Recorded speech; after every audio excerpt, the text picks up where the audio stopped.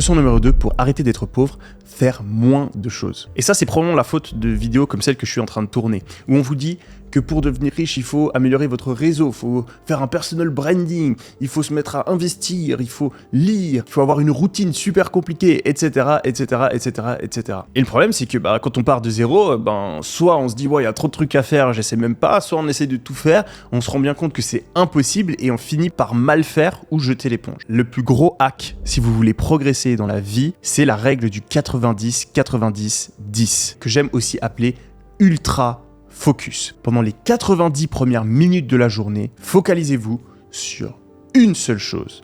La chose la plus importante pour atteindre vos objectifs. C'est la règle principale qui vient du livre Aller à l'essentiel de Gary Keller, qui est un de mes livres préférés et qui a changé ma vie quand j'étais adolescent. Réfléchissez maintenant quelques secondes. Quelle est la chose la plus importante que vous devez faire pour votre réussite maintenant? Imaginons que c'est trouver vos premiers clients pour votre agence d'intelligence artificielle. Pendant les 90 premières minutes de la journée, vous faites que ça. Trouver des clients, trouver des clients, trouver des clients. Si au bout d'un mois, vous avez assez de clients, vous réfléchissez à quelle est la prochaine chose la plus importante et vous le faites, etc., etc., etc. Arrêtez de faire plusieurs choses en même temps. C'est une des plus grandes erreurs qu'on peut faire quand on débute. Car plus on répartit son énergie sur plein de choses différentes, moins on arrive à obtenir de résultats. Et super important, il faut réaliser que le focus, c'est l'élimination des distractions. Si vous voulez être focus sur une chose, vous devez éliminer plein d'autres choses que vous pouvez faire. Et donc si par exemple, votre objectif maintenant, c'est de trouver des clients, ça veut aussi dire qu'il faut arrêter de développer son personal branding si vous voulez faire ça en même temps. Il faut arrêter toutes les autres choses que vous êtes en train de faire. Donc, par exemple, si vous êtes en train